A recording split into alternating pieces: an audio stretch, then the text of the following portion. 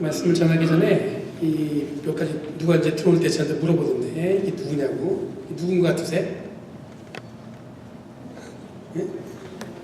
이거 어렵지 않은데 이게 존 웨슬리입니다. 이게 그리고 찰스 웨슬리 뭐 이게 형제인데 찰스 웨슬리는 찬송가 우리 굉장히 많이 부르는 찬송가 작곡하신 분이고 존 웨슬리 동생이죠. 같이 이런 감리교 운동 노래는 메소디스트가 이게 데노미네이션 교단이 아니고요 무브먼트였어요. 그래서 여러분들 영국에 있는 사회학자들은 존 웨슬리 덕분에 영국 사회가 무너지지 않았다고 얘기합니다. 왜냐하면 워낙 산업혁명 이후에 그 영국 사회가 완전히 이제 붕괴되고 있었거든요. 계급도 생기고 경제적인 이유 때문에 못 사는 사람과 잘 사는 사람이 극명하게 이렇게 갈라지면서 사회 전체가 아주 굉장히 좀 열악하게 됐는데 메소디스트 무브먼트로 이 존 웨슬리 목사님 복음운동으로 영국 사회도 살아있을 뿐 아니라 미국도 여러분들 이 독립운동하면서 여러분들 미국에 처음에 국가가 세워질 때 이 다시 이 메소디스트 그러니까 감리교가 같이 시작된 겁니다. 여러분 나가시면 오른쪽에 보시면요 이 지도가 있어요. 거기 보면은 이걸 들고 사진 찍은 사람들이 사진들이 쭉 걸려 있습니다. 왜 이걸 제가 들고 있냐면 2월달은 저희 교회 텀이에요. 지금 다른 교회 쭉 돌다가 어거스트까지 지난달 했다가 이번 달에 저희 교회로 온 거예요. 그래서 여러분들 때를 얻든지 못 얻든지 우리는 밥을 먹으면서도 이걸 들고 사진 찍는 겁니다. 그러니까 지금 누가 한번 사진 한번 찍어주세요. 제가 설교할 때. 자, 빨리. 자, 사진 한번 찍어주세요. 왜냐면 이거를 이메일로 보내게 돼 있어요. 아, 내가 이러고 있다. 이제 무슨 말인지 이해를 못 하시는데 몇 분은 그렇게 이해하시고 찍으실 거예요. 아, 감사합니다. 아, 얼굴을 가리지 말라고요? 뭐 얼굴이 중요하지 않으니까 제가. 됐죠? 네, 감사합니다. 자, 처음에 시작을 이렇게 한 이유는 여러분 2월달 저희가 뭘 하든지 간에 같이 찍는 겁니다. 여러분들 이게 감리교 전통은 서큘 라이더예요. 뭐냐면 여러분 지난번에 구역회 때 얘기 들으셔야 알겠지만 감리교회는 교인이 없어도 목사가 가서 교회를 개척합니다. 그래서 예전에 우리 한국 이민교회 초대에서도 여러분들 오클랜드에서 사역했던 그 목사님이 기차를 타고 여기 리들리까지 왔어요. 여기 한국 사람이 많았기 때문에. 그래서 여기를 같이 목회했습니다. 그래서 그때는 뭐 옛날에는 말을 타고 다녔지만 그때는 이런 기차가 여기 연결됐으니까 기차를 타고 매주는 못 왔을 테고 아마 한 달에 한 번 정도 와서 설교하고 가고 그랬을 겁니다. 그러면 여러분들 나머지 시간 누가 있냐면 여러분들의 속회 모임 같잖아요. 그 속장과 이 속회 리더자들이 모임을 인도하는 거예요. 이 속장과 속회 인도자들이 생긴 이유가 뭐냐면 설교하는 목회자가 많지 않았기 때문에 그 자리를 채우기 위해서 여러분들 평신도 리더를 세운 거예요. 저희 교단은 자랑스럽게 평신도를 처음으로 강단에서 설교할 수 있는 권한을 준 교단입니다. 오늘 왜 이야기를 먼저 드리냐면 오늘 본문하고 오늘 말씀을 나눈 거하고 이 내용이 연결되어 있어요. 다시 한번 얘기하지만 평신도에게 설교를 허락한 처음 교단이 감리교회예요. 그게 뭐냐면 하나님 앞에 부름받은 건 어때요? 똑같다는 거예요. 성직자만 성직이 아니에요. 여기 앉아계신 여러분들도 성직이에요. 성도도 성직이란 얘기예요. 이 말 들으면 약간 좀 그렇게 살지 않았는데요. 그렇게 생각할 수 있겠지만 굉장히 중요한 개념인 것 같습니다. 여러분 신앙생활은 이 감추어진 것을 찾기 위한 여정입니다. 이 드러나서 확실하게 보이면 좋은데 이게 꽁꽁 숨겨져 있어요. 그래서 어쩔 때 보면은 여러분들 신앙생활 하면서 우리가 보이지 않는 것을 향해서 한 걸음 한 걸음 나아가는 게 우리의 삶인데 이게 어쩌면 신앙생활의 딜레마처럼 보입니다. 근데 여러분 우리는 끊임없이 뭐예요? 숨겨진 것을 찾아가는 거예요. 여러분 요즘에 평창에서 한국에서 동계올림픽이 한창입니다. 그렇죠? 이 다양한 이슈들이 녹아있는데 제가 개인적으로 간절히 바라는 것은 그냥 끝까지 그냥 잘 맞춰줬으면 좋겠어요. 그럼에도 불구하고 우리 아이들이 오랜만에 학교에서 이렇게 어깨에 힘을 주는 그런 시간인 것 같아요. 평창 올림픽 우리나라에서 하는 거라고. 아마 어릴 때 제가 한번 데리고 평창을 한번 지나가 본 것 같은데 그 도시에 들어가 본 적은 없어요. 그럼에도 불구하고 이게 마치 자기가 가본 것처럼 아이들한테 자랑하고 굉장히 자랑스럽게 생각하는 것 같아요. 왜냐면 온 세계가 집중하고 있으니까. 여러분 우리도 미국에 살고 있지만 자랑스럽습니다. 하나하나 나에 대해서 이야기하면 복잡해요. 다양한 이야기들이 막 이슈들이 녹아 있으니까 복잡한데 누가 그러더라고요. 하계올림픽 그리고 동계올림픽, 월드컵, 그리고 세계 육상대회를 치른 나라가 전 세계에서 5개 나라밖에 안 된대요. 우리나라를 포함해서. 그러니까 지금 우리나라가 동계올림픽을 개최함으로써 여러분들 전 세계에서 5개 나라 중에 하나가 되는 거예요. 그 얘기 들으니까 굉장히 좀 뿌듯하지 않습니까? 누군가 물어보면은 그렇게 얘기하시면 돼요. 전 세계에서 이 모든 스포츠 경기, 큰 4대 스포츠 경기를 치른 나라는 여러분들 우리나라가 5번째 되는 나라가 되는 거예요. 굉장히 자랑스럽습니다. 근데 그러면 이 자랑스러운 이면에 우리들이 반드시 기억할 게 있는데 그게 뭐냐면, 혹 잊혀질지 모르지만 분명하고도 반드시 기억할 게 있는데 그게 뭐냐면, 이 자랑스러운 대한민국을 세워가는 가장 기초적인 뿌리를 누가 세운 줄 아세요? 바로 여러분들 기독교인들이 세웠어요. 수많은 선교사들이 한국 땅에 들어갔습니다. 그땐 조선 땅이었겠죠. 그 땅에 들어가서 교회를 세우고 복음의 씨앗을 뿌리고 그들의 기도와 눈물로 세워진 이 대한민국이 지금의 여러분들 이런 전 세계에서 인정할 만한 위상으로 우리가 지금 기억하고 있는 거예요. 대부분은 그렇게 모르죠. 여러분들 어저께인가 아마 MBC, 이 동계올림픽을 중계하는 이 미국의 이 방송국이 MBC 같아요. 그게 캐스터가 아마 기자가 한국의 이 근대화를 이룬 거는 일본의 식민지 때문이다 해가지고 지금 인터넷에 난리가 났어요. 그 때문에 막 청원도 생기고 실수하면서 사과하라고 그러고 MBC가 사과는 했다고 하는데, 여러분들 우리가 기억하겠지만 여러분들 물론 일본이 대한민국을 점령해서 식민지 생활하면서 뭔가 이렇게 문명을 개발시킨 것처럼 보일 수 있겠죠. 근데 실제로는 여러분들 일본이 자기들의 나라를 이익을 위해서 한국을 이용했죠. 실제로는 여러분들 그 조선 땅에 뿌리 깊게 여러분들 우리를 바꿔놓고 우리를 변화시킨 건 뭐였냐면 선교사들의 헌신이었어요. 그리고 많은 기독교인들이 눈물로 뿌린 기도로 인해서 세워졌습니다. 학교는 물론이고 병원도 그렇고 사람을 키워내는데 여러분들 교회의 역할이 컸습니다. 성도들은 이른 새벽부터 기도하면서 헌신하면서 여러분들 우리나라가 잘 살길 바라는 마음으로 정말 근면성실하게 일했어요. 저는 아직도 제가 이 집에 가면 이렇게 사진 한 장 걸려있는데 뭐냐면 정말 젊은 엄마예요. 뒤에는 애를 업고 그리고 아무것도 모르는 아들은 코리아가 가면서 찌찌 옆에 있는데 엄마는 그래서 뭐하냐면 통곡하면서 기도하는 거예요. 새벽에.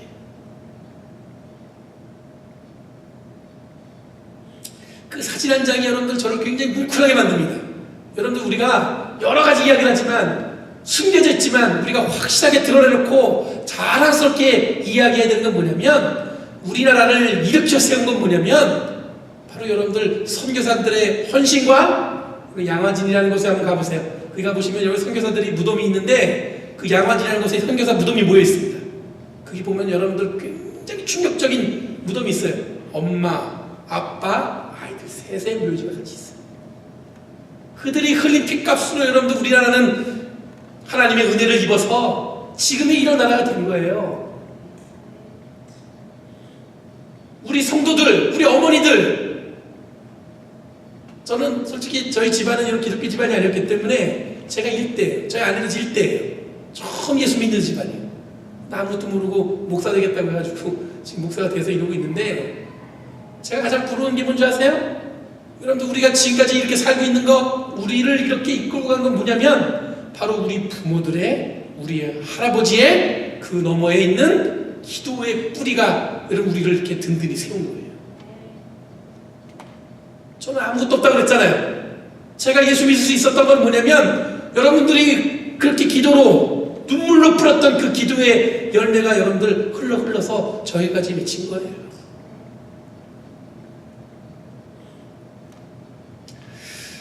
이렇게 자랑스러운 대한민국, 이 자랑스러운 교회가 오늘날은 여러분들 이 탐욕과 욕망으로 변질되었다고 얘기합니다. 예전 같지 않고 오히려 세상의 지탄을 받고 있습니다. 굉장히 안타까운 현실이죠. 뉴스에 메인 뉴스로 나와요. 한국 교회가 이러면 안 된다고. 여러분, 교회는 교인 수의 감소만 걱정할 뿐 교회의 본질적인 역할을 잃어버린 것에서 반성하지 않습니다. 오늘날 목회자들도 마찬가지입니다. 제가 목사니까 얘기 드리는 거예요. 어떻게 하다 보니까 교회가 목사를 어떻게 되는지 모르겠지만 목사님들이 바뀌었어요. 진정한 목자를 찾기 힘들다고 합니다. 저도 피해갈 수 없는 거죠. 여러분들이 눈을 똑바로 보고 쳐다보셔야 되는 거예요. 저기 김기현 목사가 정말 좋은 목사가 될지 아니면 저게 휙가닥 할지를 여러분들은 여러분들 신앙생활 하면서 꼼짝 말고 보셔야 되는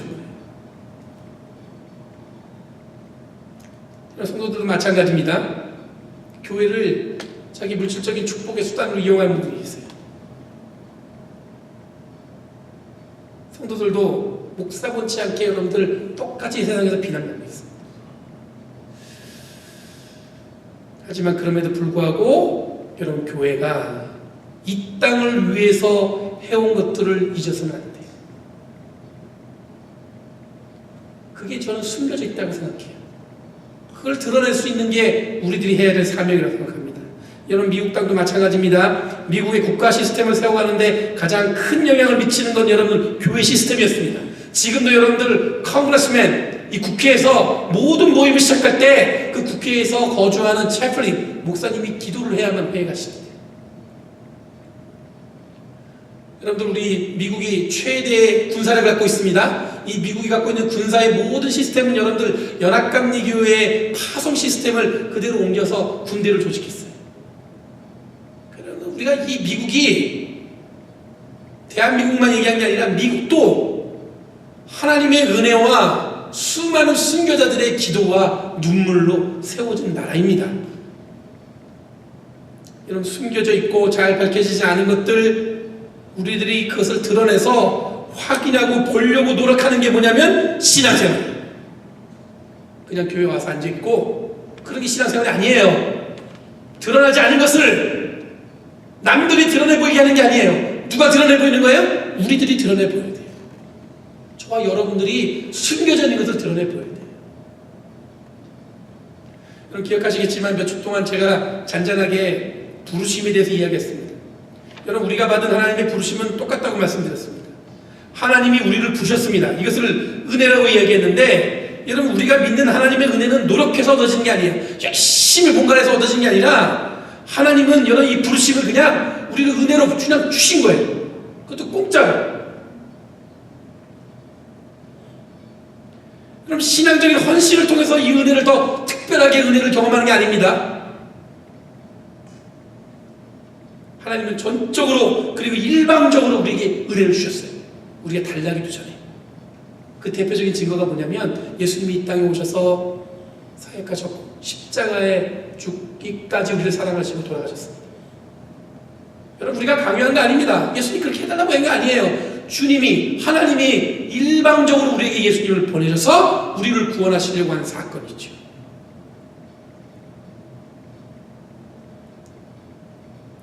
여러분 우리들이 구원받은 구원 사건은 하나님의 계획이고 섭리입니다. 그러므로 우리들이 받은 소명은 여러분들 누구한테는 조금 주고 누구한테 많이 주고 그런 거 아니에요. 동등하게 그 소명을 주신 거예요. 여기 앉아있는 모두 한 사람 한 사람에게. 그러니까 여러분 예수님 믿고 구원받는 무게는 뭐예요? 같아요. 지난주에 여러분 제가 그로잉 처치 컨퍼런스를 다녀왔습니다. 제가 맡은 게 있어서 갔는데 제가 이게 어떤 분이 발표하면 그 논차라는 시간이 있었습니다. 어떻게 논차를 했냐면 비슷한 얘기를 했어요. 주제가 설교였습니다. 그럼 설교가 은혜로울 수 있는 최적의 조건은 뭐냐면 설교자의 100% 책임이라고 많은 사람들이 생각하는데 저는 그렇지 않다고 얘기했어요. 설교자야, 목회자야 설교를 위해서 최선을 준비하겠죠. 근데 여러분들 가장 여러분들 설교가 은혜로울 수 있는 방법은 뭔지 아세요? 뭐냐면 예배하는 예배자의 준비된 마음이 함께야만 여러분들 그 설교가 은혜롭게 되는 거예요. 여러분 예배 나왔습니다. 공연을 구경하는 시간이 아니에요. 하나님께 예배하기 위해서 우리 마음을 열어서 주님의 은혜를 확인하고 구원의 감격을 고백하는 시간이잖아요. 근데 대부분 여러분들 예배자가 아니라 구경꾼으로 오는 분들이 계세요. 그냥 앉아서 오늘 목사님 무슨 말씀 하시나? 오늘 목사님 넥타이를 뭘 맸나?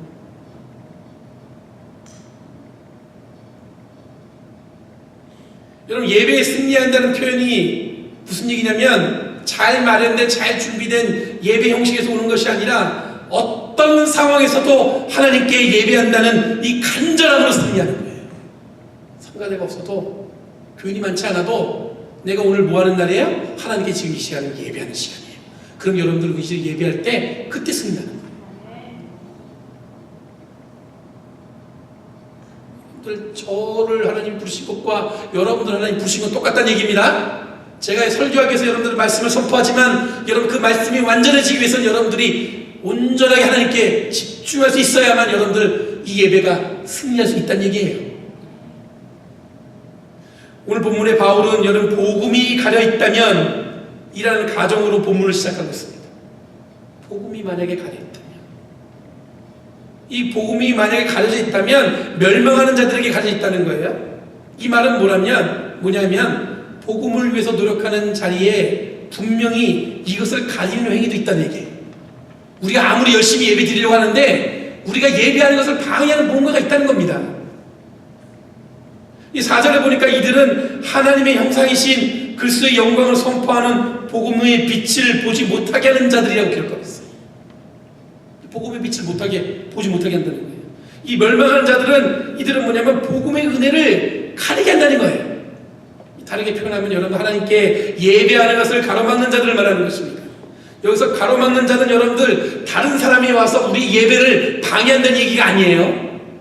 이 본문에서 나오는 건 뭐냐면 내가 예배하려고 했는데 내 예배를 가로막는 자가 지금 다른 데서 우리 교회 밖에서 다른 사람이 와서 예배 못하게 막 가로막는 그런 의미가 아니라 지금 바로 이 자리에 있는 우리들 안에서 그런 자들이 나타난다는 얘기예요. 하나님께 예배하고 복음을 가로막기 위해서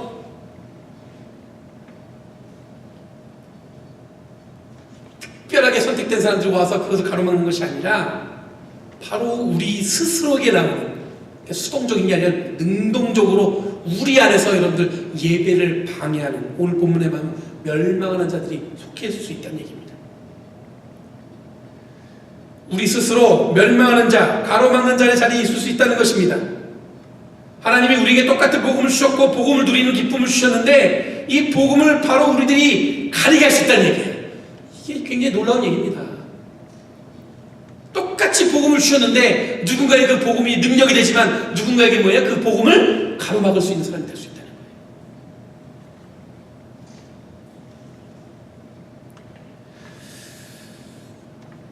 지금 예배하기 이 자리에 모였습니다. 늘 하나님을 찬양하고 순종한다고 생각했는데 바울의 입장에서 늘 생생한 복음의 능력이 가득한 이 고린도 교회, 이 교회에 이런 메시지를 전하고 있는 거예요. 5절에 보니까 바울이 지적한 것은 예수 그리스도를 선포하는 자리에 우리 자신을 전하는 것을 이야기하고 있어요. 간단한 결론을 말씀드리면 하나님께 예배하러 왔는데 누군가는 하나님께 예배하는 것보다 자기 자신을 드러내려고 노력하는 사람이 있는 거예요. 내가 하고 싶은 얘기를 하는 거예요. 여러분 목사는 부름받고 최선을 다해 복음을 전하는 목회자입니다. 성도는 여러분 부름받고 하나님께 진정으로 예배하기 위한 예배자입니다. 여러분 구분해서 목회자, 예배자로 나누는 것은 여러분들 그냥 이게 왜 나누냐면 역할을 나누기 위해서 나눈 거라고 말씀드렸잖아요. 저하고 여러분들은 여러분 하나님께 똑같이 소명을 주셨어요. 근데 제 역할은 목회자 역할이에요. 여러분들은 성도 역할이에요. 그러니까 여러분 하나님 부르신 건 똑같은 거예요. 하나님께서 우리에게 주신 사명도 똑같은 거예요. 근데 저의 역할은 여러분들 목회자로서 목회하는 역할을 하는 거고 여러분은 성도로서 이 세상에서 살아가는 게 다르다는 겁니다. 각자 자리에서 최선을 다해서 헌신합니다. 그런데 무엇인가가 잘 되면 뭔가 잘 됐어요. 성공하면 뭔가 성공했어요. 예를 들어서 교회가 크게 부흥했어요.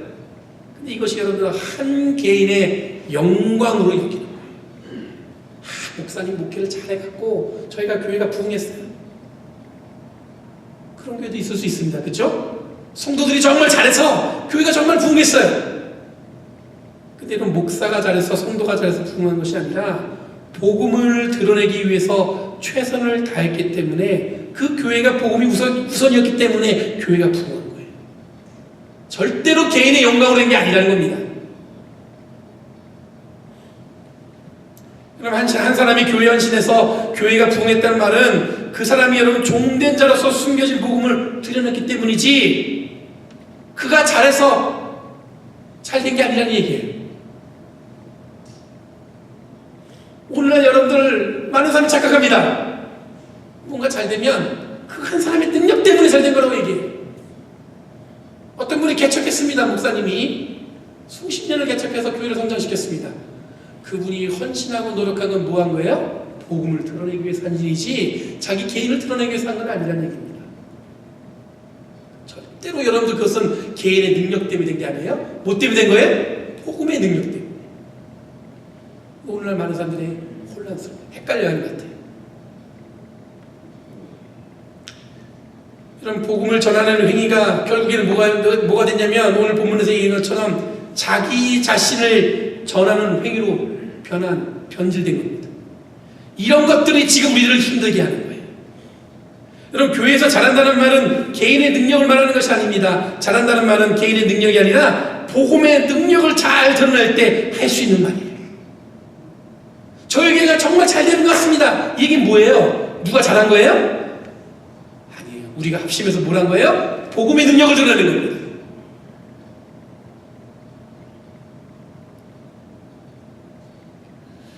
숨겨진 복음을 드러내기 위해서 노력하는 것이 우리들의 사명입니다.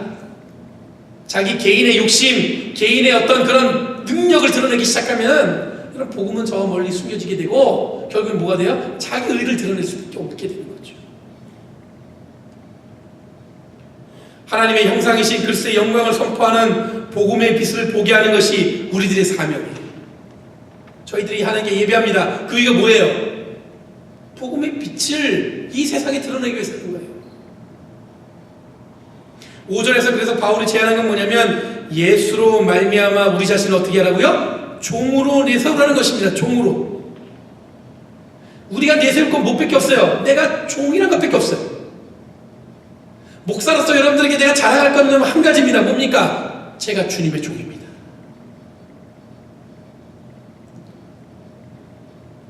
그럼 종된 자로 이 땅을 살아가는 것이 우리들의 사명입니다. 내가 잘해서라는 말은 없습니다. 누가 잘하는 말은 교회는 없습니다. 종노릇 잘해야 숨겨진 복음이 드러나게 되었습니다. 마지막 6절에 어둠 속에 빛이 비쳐라는 말씀을 하나님이 우리 마음속에 비추셨다고 합니다. 이 빛을 통해 우리들이 깨닫는 것은 뭐냐면, 그리스도의 얼굴에 나타난 하나님의 영광을 아는 지식이라는 거예요.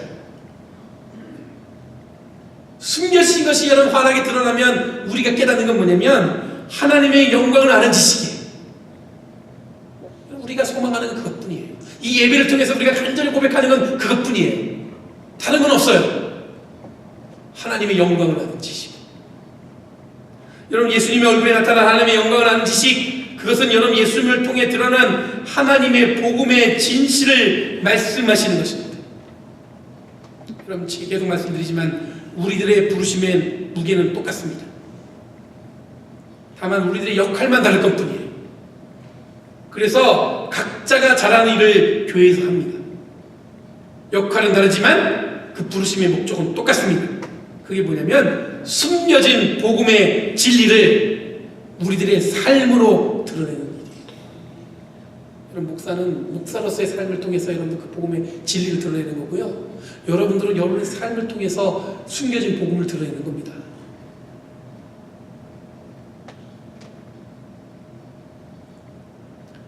여러분, 저와 여러분의 삶의 자세로 드러내는 겁니다.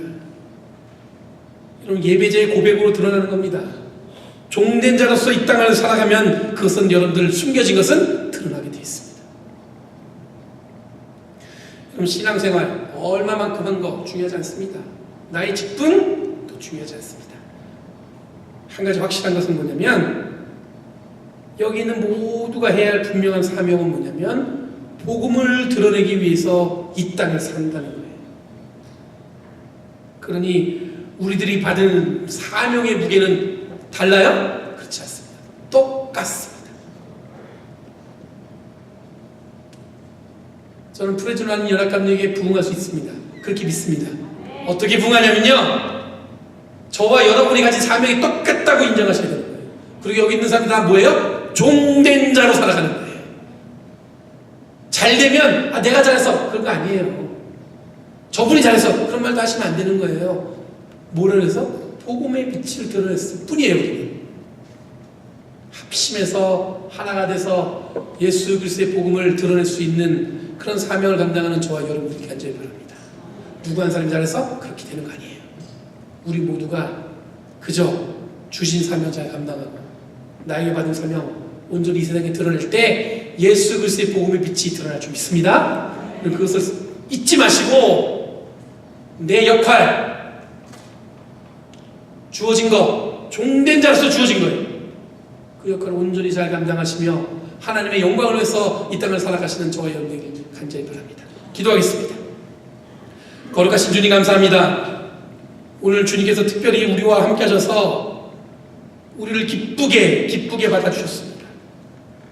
주님 이 시간 주님이 말씀하신 것 잘 감당하고 주님이 주신 사명 온전히 감당하며 이 땅을 살아가는 저희들에게 하여 주시옵소서.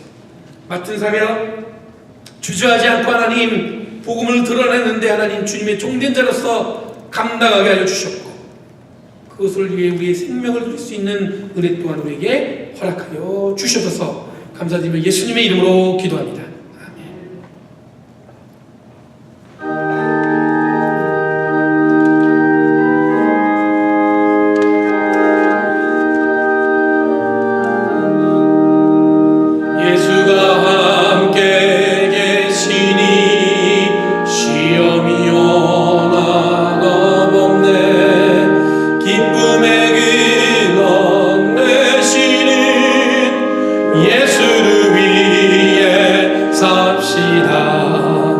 날마다 주를 이기고 그 사랑